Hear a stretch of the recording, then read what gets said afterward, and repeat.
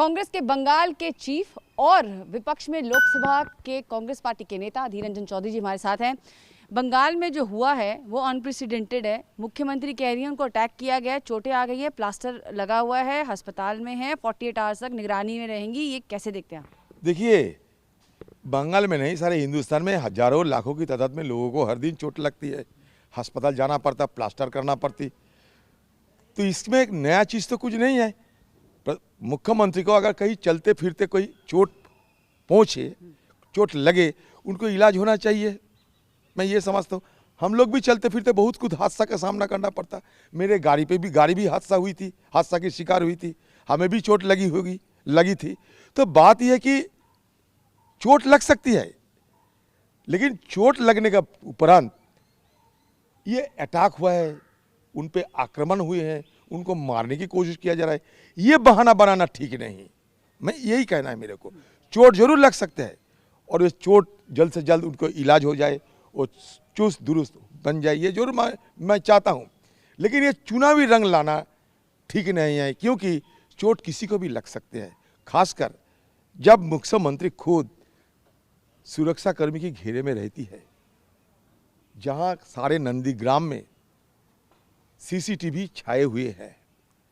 कैसे चोट लगी, उस समय पुलिस वालों क्या करते थे, पुलिस वालों रहते हुए कैसे लोग वहाँ पहुँच गए उनको चोट पहुँचाने के लिए, और चोट कैसे लगे, किसी ने मारा, किसी ने उनको अटैक किया या चलते फिरते लगे, ये तो आम लोगों को कहना चाहिए। आम लोगों को गुमराह करना किसी के लिए सही नहीं होगा। और इसलिए मैं कहता हूँ, कल रात से ये चुनावी रंग लाया जा रहा है। इसमें अटैक हुआ, वो हुआ, सो हुआ। तो अगर अटैक हो जाए, वो हुआ, तो इसमें जांच पड़ताल हो, तफ्तीश हो। लेकिन इसमें क्या होता है, इसमें नाटक ज़्यादा होते हैं, इसमें चुनावी पखंडी ज़्यादा होना शुरू हो गए हैं। और बंगाल में अगर पुलिस मंत्री के ऊपर अटैक होगा तो बंगाल में आम लोगों के साथ किस तरीके की बर्ताव पुलिस करते हैं, और बंगाल के आम लोगों की आज की तारीख में हाल क्या है, कानून स्थिति किस तरीके की बदतर होते चले गए, ये सरासर ममता बनर्जी की ये कहानी खुद गवाह है। पर दादा, वो ऐसा अपने ऊपर अटैक क्यों करवाएंगी? वो क्यों कहेंगी मेरे ऊपर अटैक हुआ है? ये इसलिए कह रहे हैं कि चुनावी पखंडी है, तरह तरह के मुद्दा बनाना जरूरी है। उनका हालात वहाँ नाजुक होते जा रहे हैं, और हालात नाजुक होते जा रहा है, इसके लिए वो चाहती है कि कोई बहाना बना के आम लोगों को भावना को आकर्षित करे, खींचे। अच्छा दादा, बीजेपी भी जा रही है इलेक्शन कमीशन की ओर, और दूसरी तरफ से तृणमूल भी जा रही है इलेक्शन कमीशन के पास। आप लोगों की मांग क्या है? मुझे कोई मांग नहीं। मैं तो कह दिया कि इसमें दूध कितना है, पानी कितना है, ये निकालने के लिए सही ढंग से तफ्तीश होना चाहिए, इन्वेस्टिगेशन होना चाहिए। चाहे सीबीआई लगाया जाए, चाहे सीआईडी लगाया जाए, चाहे एनआईए लगाया जाए, किसी हालत में इनको तफ्तीश होना चाहिए, जांच पड़ताल किया जाना चाहिए। क्योंकि चुनाव बड़ा नज़दीक है, खासकर नंदीग्राम की चुनाव एकदम नज़दीक है।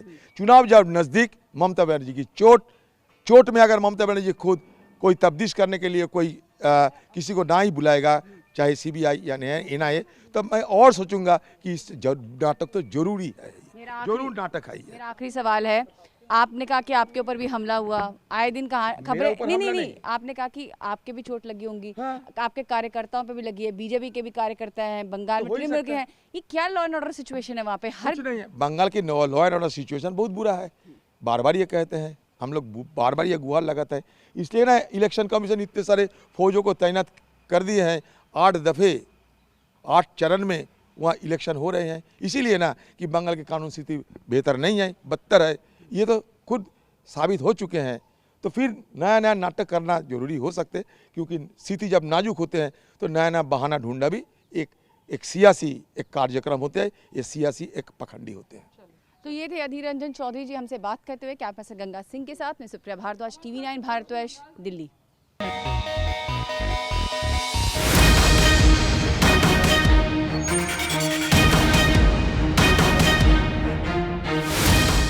फिक्र आपकी, सोमवार से शुक्रवार रात 9 बजे सिर्फ TV9 भारतवर्ष पर।